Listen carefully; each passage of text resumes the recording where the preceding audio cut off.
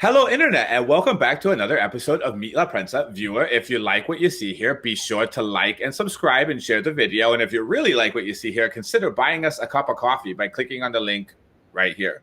So today's guest is actually I love this guest's recommendations. One of the things I think that we all struggle with is what to watch on Netflix, what music to listen to. We can spend so much time trying to figure these things out and end up spending more time picking a movie than watching a movie. So one way that I solve this problem is by following Ale Recomienda on Instagram, where Alexandra Colón-Amil has some of the best recommendations about what to watch, what to listen to, sort of art, culture.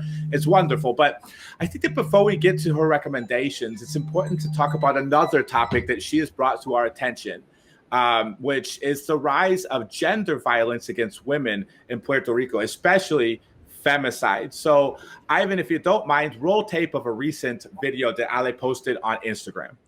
Defensora de los animales, amante del café, cercana a su familia. Así describió a Keishla Rodríguez Ortiz, su mamá, ante medios de comunicación de Puerto Rico, mientras esperaba desesperada que su hija de 27 años regresara a casa con vida. Pero Keishla nunca regresó. Encontraron su cuerpo el sábado 1 de mayo en una laguna. En lo que va de 2021, más de 10 mujeres han sido asesinadas en Puerto Rico, en una población de cerca de 3 millones de personas. En la isla, el machismo y la misoginia son tan rampantes como los problemas económicos o la corrupción. Pero no es un caso aislado. En América Latina, una mujer es asesinada por el mero hecho de ser mujer cada 2 horas. Y en toda la región existe una cultura de inacción e impunidad ante este trágico problema. Entre las autoridades de seguridad y de justicia de Puerto Rico, por ejemplo, hay una mortal falta de atención y prioridad a las querellas de violencia de género. Considere esto. Tan solo días antes de la desaparición y muerte de Keishla, el cuerpo de Andrea Ruiz Costas fue hallado calcinado por su expareja. Antes de ser asesinada, Andrea solicitó una orden de protección y presentó una denuncia contra el autor del crimen, pero el tribunal no encontró causa para arresto. La ausencia de datos actualizados y de estadísticas oficiales, la desinformación y la falta de educación con perspectiva de género también son parte importante del problema. Durante más de 2 años, figuras públicas diversas y grupos feministas exigieron ante 3 gobernadores diferentes de Puerto Rico que se decretara un estado de emergencia por violencia de género. Finalmente, el actual gobernador Pedro Pierluisi lo promulgó a comienzos de 2021, anunciando políticas públicas para la prevención y apoyo a las víctimas. Sin duda es un paso en la dirección correcta. Pero la clave está en que esas medidas sean diseñadas a partir de las necesidades de las mujeres y aún más en la implementación. En Puerto Rico, como en muchos países latinoamericanos, el problema no es la falta de leyes, es conseguir que se cumplan. Por el futuro de nuestros países, por el futuro de nuestras madres, hijas, hermanas, amigas y compañeras, exijamos más. Exijamos más de nuestros gobiernos, de nuestras comunidades y de nosotros mismos. Alexandra Colón-Amil, thank you so much for joining us today on Meet La Prensa. Thank you for having me. It's a pleasure to be here. So tell us, what drew you to the topic of the rise of violence against women, and in particular, the tragedy of femicide? It's an inevitable topic.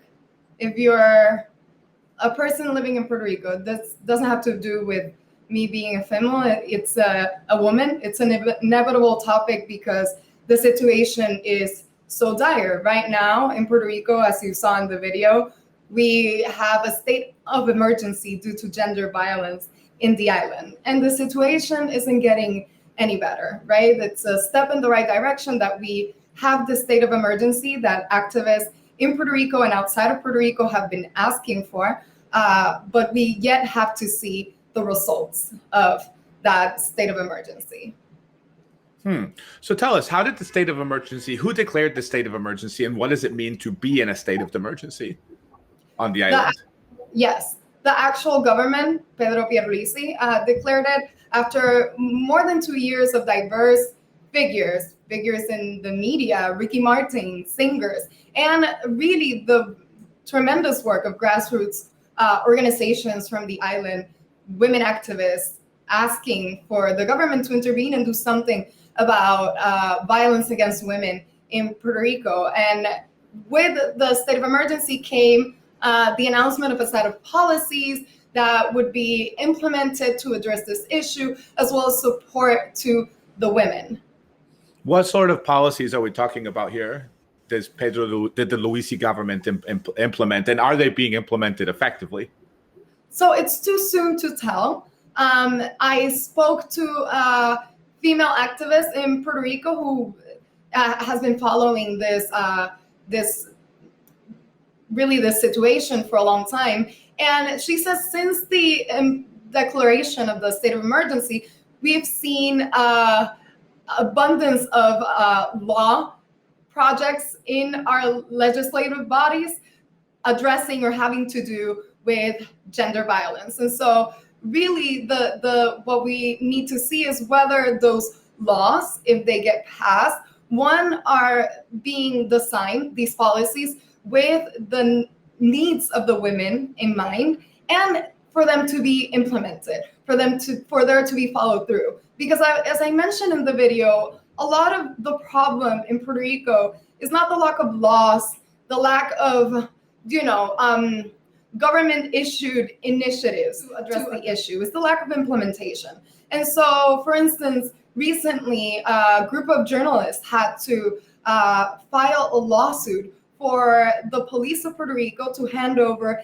information about police officers that had been themselves involved in violence against women or in instances of domestic abuse. And this is crucial because you need law enforcement, you need the judicial branch, you need the government to be able to follow the laws and the initiatives implemented to protect women. If you don't have that from the beginning, then you can draw up as many laws as you want and present them to in the legislature and even pass them, and then the situation just stays the same. So Alexandra, beyond the state of emergency, what are some things about maybe culturally or societally in Puerto Rico that can be done to address the toxic machismo and toxic sort of masculinity that it sort of underwrites a lot of this horrible violence against women in the island? Yeah, I think it boils down to education.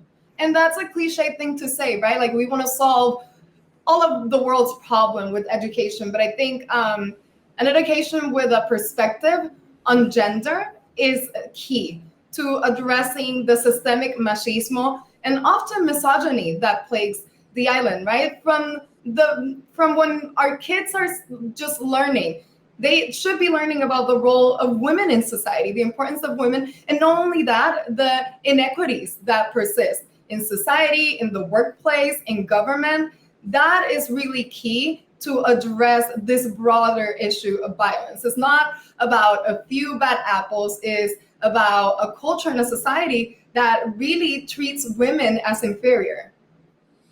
Who are some iconic women role models that might be included, say, in a curriculum moving forward? Who are some women that you didn't learn about until after you had gone through your education that you think would be valuable for for students and young Puerto Ricans, young Boricuas to be learning about today? That is a tough question. So many. I think there is, how do you say that? It's let me en español nomás. Sí, a tendency, that is.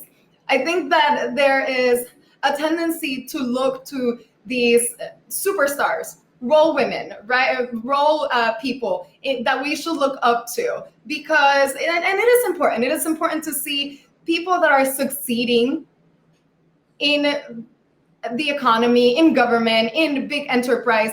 That is really important. But I think it starts as little as, good teachers, having good people to look up to in your family, aunts, teachers, mothers, that you can look like. Role models really start there. And so I think that it's really part of a broader effort on education to ingrain that message of we are all part of this fight to elevate women in our society. And so that kids understand that women are just as important as every other member in society. One woman that we look up to a lot in terms of for recommendations, not just in the policy side, but on what we're going to watch tonight, what we're going to listen to, is you, Alexandra Colón-Amil, who has the most amazing Instagram channel called Ale Recomienda.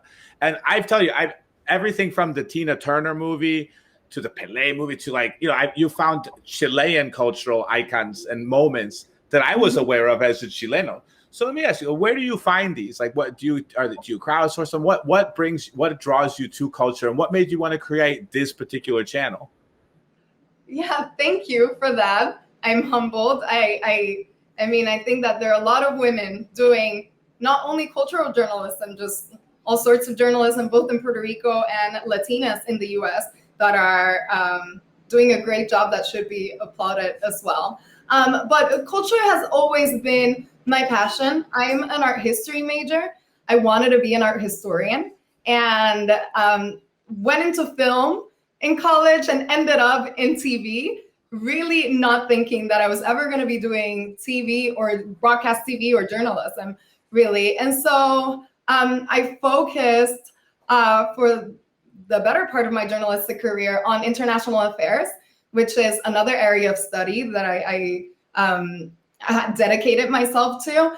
And when the opportunity came at the channel that I work for, NCN24, to do a cultural segment, a daily cultural segment, I was thrilled because it allowed me to go back to that original passion of art and culture. And so even though I wasn't actively doing journalism on film, art, theater, music, it was always something that I followed. And so to be able to combine my career with this passion of mine of things that I was doing anyway is great. But to answer your question of where I find them, it's just a constant search for what's new out there. And it's very easy, you know, to stick to the Netflix and the Oscar films that are nominated. Like, those are in circulation. But really, I try to often look at cultural events, movies, artists emerging from Latin America, because there's so much talent.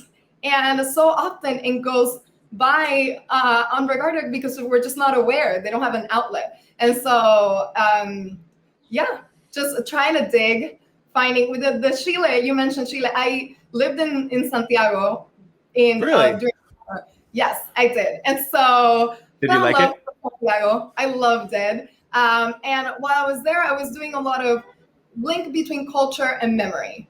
And so I got aware of a lot of filmmakers working on this topic, a lot of dancers doing it as well. And so, you know, those once that seed is in you, you just continue looking for pieces like that. And so now I get to share them with the internet sphere, as you call it.